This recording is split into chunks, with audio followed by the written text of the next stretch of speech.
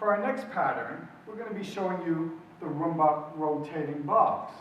And the idea is, rather than staying straight, we're going to rotate it. So what I want to be able to do is 1/8 of a turn every time I do a half box.